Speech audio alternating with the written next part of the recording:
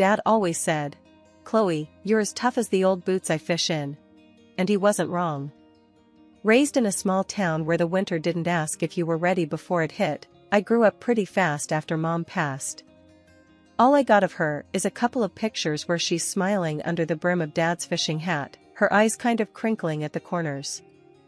Dad was a fisherman, started with a beat-up boat that looked like it'd sink if you sneezed too hard. But he had big plans, worked his fingers to the bone, and eventually built up a business that had our name slapped on a huge fish processing plant down by the docks. He was out before sunrise, back after dark, always smelling like the catch of the day. It wasn't like he left me to fend for myself though. Carol, my stepmom, came into our lives when I was about 7. She couldn't have kids of her own, so she poured all that pent-up love into me.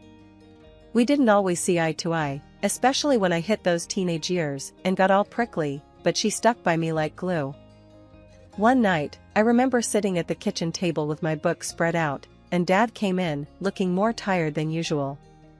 Carol had fixed him his favorite, salmon, pan-fried just right, and he slumped down at the table, gratefully. "Thanks, love," he said to Carol, then turned to me with a look. "School going okay, kiddo?" "Sakai. Just boring," I shrugged, scribbling something in my notebook. "Boring," she says. "You hear that, Carol?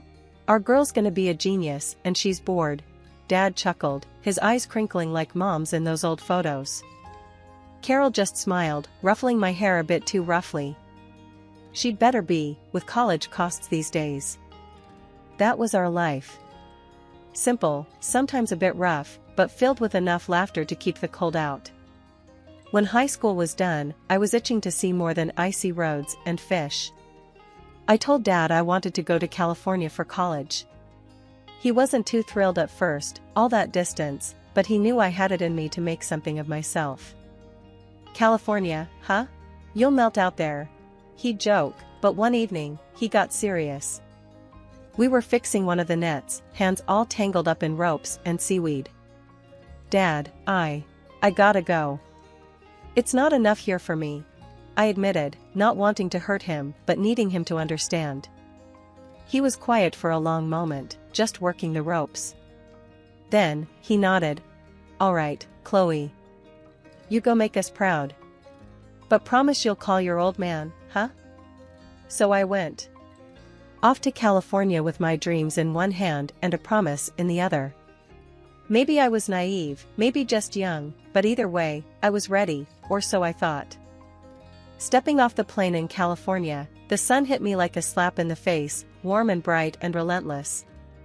Not a lick of the cold, harsh winds of Alaska. My first thought? Dad was right, I was gonna melt. College was a whole new world. Campus was buzzing with folks from all corners, talking fast about things I hadn't even heard of. I bunked with a girl named Jess, a local who took one look at my flannel and boots combo and said, "You're not in Alaska anymore, girl." "I can see that," I shot back, trying not to feel like a fish out of water. Jess laughed, a good, hearty sound. "You'll fit in just fine. Everyone does eventually." Classes kicked my butt at first. Economics isn't for the faint-hearted, and I had to hustle harder than I thought. Nights were long, coffee-fueled marathons with books and laptops. One day, slumped over a textbook in the library, a guy dropped into the seat opposite me. He had a smile that seemed too easy. "That looks intense. Preparing to take over the world?" "Just trying not to fail my midterms," I said, pushing up the glasses that had slid down my nose. "Ah, the humble student life. I'm Michael, by the way." He extended a hand, and I shook it, noting the firm grip. "Chloe. Nice to meet you," I replied, then went back to my books. Michael was in some of my classes, and we kept bumping into each other. We started having lunch together, sharing complaints about bosses and deadlines. Michael was easy to talk to, made me laugh more than I expected. It wasn't long before we started dating. He was different from the boys back home, smoother, more polished, but with a charm that felt genuine.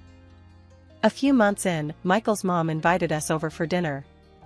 I was nervous, smoothing down my dress, while Michael just grinned and told me, "She's going to love you." His house was nicer than I expected, and his mom, Linda, was all smiles and hugs. She was a bit intense, asking a million questions about Alaska, my dad's business, and my plans for the future. "So, Chloe, Michael tells me you're quite the catch, what with your economics degree and all. You thinking about the long haul with my son here?" she asked, her eyes sharp but not unkind. I choked on my water a bit, coughing while Michael clapped me on the back.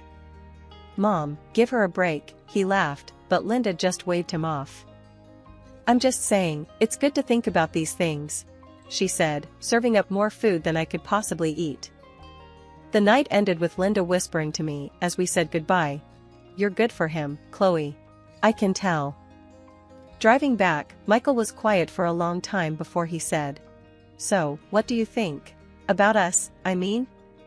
"I like where this is going," I said, feeling a mix of excitement and nerves. "Let's see where it leads, okay?" "Okay," he agreed, and for the first time in a long time, California didn't feel quite so far from home. As I lay in bed that night, the distant sound of the ocean in my ears, I thought about Dad and Carol. They'd be happy for me, I figured. Happy that I was finding my way, making connections, maybe even building a future. The wedding was a blur, flowers, smiling faces, and a dress that felt a bit too tight. After all the dancing and cheers, when we finally settled into living at his mom Linda's house, reality started to set in. "Chloe, you'll see, it's easier this way. Mom needs us, and we can save up for our own place," Michael reassured me one evening as we unpacked our wedding gifts in what used to be his old room. "Yeah, I guess you're right," I replied, trying to sound more convinced than I felt. The room still had his high school trophies and old posters on the walls. It didn't feel like ours, it felt like I was just visiting. Things were fine for a while. Linda handled most of the house chores, letting me find my footing at my new job and in this new role as a wife. But about 6 months in, everything changed overnight. "I went to the doctor today, Michael. My back's worse, and he says I need to take it easy," Linda announced one night at dinner, her voice tinged with worry. "Of course, Mom. Chloe and I can take on more around the house, can't we?" Michael said, turning to me. I could only nod, my mind racing with what that meant. Before I knew it, Linda's version of taking it easy meant I was doing everything from cleaning to cooking, with her supervising from a kitchen chair. "You'll want to add more salt to that, dear. Michael likes his food with a bit more flavor," she'd say, watching me fumble around with the spice jars. One day, as I was elbow-deep in scrubbing the bathroom, Michael called me. "Hey, Chloe, Mom's really not doing well." I was thinking, maybe you should consider taking some time off work to handle things around here. I stopped scrubbing, the sponge dripping in my hand. "Take time off? Michael, I just started getting the hang of things there," I protested, feeling a mix of anger and disbelief. "It's just temporary, babe. For Mom. We need to look out for her," he pushed, his voice firm, leaving no room for argument. So, I did it. I quit my job, telling myself it was the right thing to do, the family thing. But days turned into weeks, and my job at the office turned into full-time housekeeping. Linda's health issues seemed to vanish when it came to critiquing my cleaning. I'd vent to Michael when he got home, but it was like talking to a brick wall. "She's just trying to help, Chloe. You know how she is," he'd say, brushing it off, making me feel smaller and more isolated each time. Every day was a marathon of chores. I scrubbed, dusted, and cooked with all the energy I could muster, but Linda always found fault.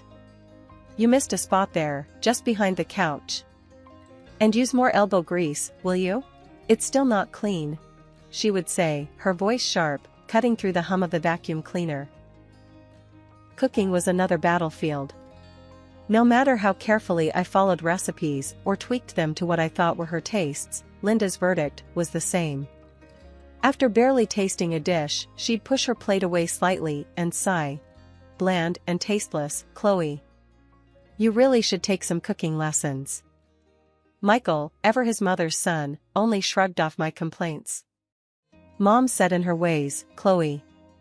She just wants to help you get better at this stuff. He'd say, his words meant to soothe, but only adding salt to my wounds. His indifference stung almost as much as his mother's critiques. One fateful day, the old washing machine decided it had enough. I was halfway through a load of laundry when it shuddered, clanked ominously, and then stopped. Smoke wafted from the motor like a distress signal. The sinking feeling in my stomach matched the silence of the now-dead machine. Linda came rushing in, drawn by the noise. Her reaction was volcanic. Look what you've done now. That was a perfectly good washing machine, and you've broken it because you can't even operate a simple machine correctly. Her words were like daggers, and her voice rose with every syllable. I stood there, the smell of burnt motor mingling with my rising panic. Linda, it was very old. It was bound to break down eventually. I tried to explain, my voice meek against her tirade. That's nonsense. It worked fine before you started using it. This is coming out of your pocket, Chloe. You're costing us so much. She stormed out of the room, leaving me to stare at the defunct appliance, feeling smaller and more helpless than ever. Later, in the quiet of our bedroom, I broached the topic with Michael, hoping for some support or at least a recognition of the unfairness. The washing machine broke today. Your mom thinks I should pay for a new one, I said, my voice nearly a whisper. He didn't look up from his phone. Well, can you? It would really help out. I don't have that kind of money, Michael. You know I left my job. I reminded him, a desperate edge creeping into my tone. Then ask your dad. He can afford it, he replied casually, as if I were discussing buying a new dress rather than solving a crisis inflicted by his mother. The call to my dad was one of the hardest things I've had to do. I dialed the number, each tone heavy with dread. When he picked up, his voice was a bomb, but it only made things harder. Hey, kiddo. How's everything with you? Dad's cheerful greeting twisted my heart. Hi, Dad. I'm good, but, I need a favor. Can you help me buy a new washing machine? Ours just broke, I said, skipping over the hows and whys. I couldn't bring myself to tell him the whole truth, it felt too much like betrayal. Of course, Chloe. I'll transfer the money right away. Don't you worry about a thing, he replied, his willingness to help both a relief and a burden. When the money came through, Linda oversaw the purchase of a new, top-of-the-line washing machine, boasting of its features to anyone who would listen. Before long things went from bad to unbearable. It started with her asking for money to cover minor repairs around the house, a leaky faucet here, a cracked tile there. But soon, those small demands escalated into full-blown renovations. Chloe, this house deserves to look its best. We need to live in a place that reflects our status, Linda would assert, as if it were the most natural thing in the world to upgrade her living room or the kitchen on a whim. I tried to resist, to suggest we budget or delay some of the work, but she brushed off my concerns with a wave of her hand. The first few times I called Dad to ask for money, I felt a knot in my stomach. He always answered with a smile, happy to see me, even if it was just on a screen. How's my girl? He'd ask, his eyes crinkling at the corners. I'm good, Dad. Listen, I need to ask for some help. We've got some repairs to do around the house, and well, it's a bit more than we can handle right now, I'd say, trying to keep my voice steady. Dad never hesitated, always quick to offer whatever help he could. Of course, kiddo. I'll transfer the money today. You just make sure you're taking care of yourself, alright? But Linda's demands grew. One video call turned into weekly sessions where she'd hover in the background, making sure I looked presentable. Put on some makeup, Chloe. Look lively for your father, she'd command, covering up the fatigue that had become my constant companion. It wasn't just the house that was being transformed. Linda decided she needed a new car, something more fitting for her status. And then, clothes from branded stores, because appearances matter, Chloe. Each request for money chipped away at my independence and my relationship with my father. I felt like a puppet, reciting lines Linda had given me. She made sure I never had a moment alone during those calls.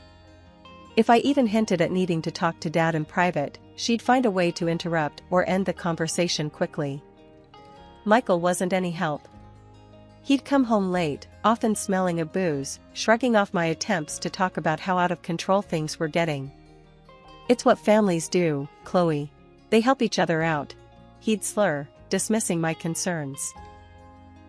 Then I found out I was pregnant. It should have been a moment of joy, but my heart sank knowing how Linda would react. True to form, when I told her, her first response was not congratulations, but calculation. "This is wonderful news. Think of all the things the baby will need. You'll have to talk to your father, we'll need to set up a nursery, and babies need so much stuff," Linda enthused, already listing things to buy. Her excitement wasn't about the baby, it was about the new avenue for requests for money. "Make sure to look happy when you tell him. We want to make sure he's willing to help out with everything the baby needs," she instructed me before another choreographed call to my father.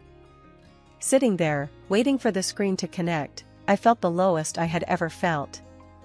I was about to bring a child into this mess, into this cycle of dependency and deceit that I couldn't seem to break free from. "Hey, Dad," I began, forcing a smile that felt more like a grimace. "I have some news, I'm going to have a baby." Dad's face lit up, a genuine moment of happiness in the charade my life had become. "That's wonderful, Chloe. Absolutely wonderful. You know I'll support you in any way I can." Living with Linda and Michael had become unbearable, but it grew worse after the birth of my baby. The days and nights merged into an endless cycle of demands, criticisms, and exhaustion. Michael was hardly ever home, and when he did show up, his presence only added to the tension. "You've really let yourself go, haven't you?" Michael would sneer, eyeing me as if I were a stranger, not the mother of his child. "You look like an elephant. I can't even stand to sleep next to you." His words cut deeper than knives, leaving scars no one could see. I cried most nights, silently, the sobs shaking my body while I tried to muffle the sound with a pillow so as not to wake the baby or attract Linda's attention. The baby didn't sleep well, up at all hours, crying more often than not. I was running on fumes, every day a test of my endurance. One particularly tough day, I was so exhausted that I fell asleep while a casserole was in the oven. The smell of burning woke me, but not before Linda stormed into the kitchen. "What on earth are you doing? You're wasting food, Chloe. Do you know how hard I work to provide for this family?" Linda screamed as she yanked the blackened casserole from the oven. I just fell asleep for a moment. I didn't mean to," I stammered, trying to apologize. "No excuses. You're not eating today. Maybe that will teach you to pay attention," Linda decreed, her voice cold and unforgiving. I was stunned, the hunger already gnawing at me. But worse was knowing I needed nutrition to breastfeed my baby, who depended entirely on me. Yet, I felt powerless to argue with her, the fear of further reprisal keeping me silent. That same night, Michael came home drunk. He stumbled through the door, his eyes barely focusing on me as I tried to soothe our crying baby. "Can't you keep that child quiet?" he barked, his voice laced with venom. "I'm trying, Michael. He's just fussy tonight," I said, my voice weary, holding our baby a little closer. Unsatisfied and belligerent, Michael pushed me, his hand shoving against my shoulder hard enough that I stumbled and hit the doorframe. Pain shot through me, but my first instinct was to protect the baby in my arms. That moment crystallized everything for me. The fear, the pain, the desperation, I couldn't live like this anymore. Not for me, not for my baby. This wasn't a home, it was a prison. Michael's stumble seemed minor to him, but to me, it was the last straw. Waiting for the right moment to leave was the hardest part. I watched the clock tick, each minute stretching endlessly until the notification came, another transfer of money from my dad. It was then I knew I had to make my move. Michael and Linda were both out for the day, and the house felt strangely silent, almost like it was holding its breath along with me. I dressed quickly, pulling on my old warm jacket and wrapping my baby tightly in his blanket. Every movement was calculated, silent, the fear of them coming back early gnawing at my insides. I grabbed a small bag that I had packed days ago, the essentials only, some clothes for me, and the baby in diapers. With my baby secured in my arms, I stepped outside, locking the door behind me one last time. The taxi ride to the airport was a blur, my heart pounding so loud I could barely hear anything else. I kept looking over my shoulder, paranoid that Michael or Linda might pull up behind us. At the airport, I bought the tickets, my hands shaking as I handed over the cash. The amount drained nearly all the money I had, but it didn't matter. We were going to be safe, we were going to be free. I turned off my phone, cutting off any chance they had to track me down or persuade me to come back. Landing in Alaska was like stepping into another world. The biting cold slapped me awake from the haze of anxiety and fear that had clouded my mind. I hailed another taxi and gave the driver my dad's address. As we drove, the familiar landscapes of my childhood rolled past, each mile bringing a surge of memories and a flicker of hope. I arrived at my dad's house late at night. The porch light was a beacon in the darkness. With my baby now asleep against my chest, I walked up the steps and rang the doorbell. The wait felt like an eternity. Then, the door swung open, and there was my dad, his face etching from confusion to shock as he took in my appearance, exhausted, disheveled, my eyes swollen from crying. "Chloe, what's happened? Are you okay?" His voice was laden with concern. Tears streamed down my face as I stepped inside. "Dad, I had to leave. I couldn't stay there any longer. Please, I need your help." He didn't ask any more questions. He just wrapped his arms around me and my baby, pulling us into the warmth of the house. Carol came down the stairs, her expression turning from sleepy curiosity to alarm as she saw me. "Oh, Chloe," she gasped, rushing to embrace us. "What's going on?" I broke down, the story pouring out of me in between sobs, the control, the isolation, the despair, Michael's indifference, Linda's manipulation. They listened, their faces growing grim with every detail. Without a word, Dad stepped away and came back with his phone in hand. He dialed with a steadiness that belied his age. "I'm calling the police, and then I'm getting the best lawyer we can afford. We're going to fix this, Chloe. You're safe now. You're home." The courthouse was a blur of activity, but inside, the world seemed to slow down as I took the stand. Giving my testimony against Michael and his mother, Linda, was one of the hardest things I'd ever done.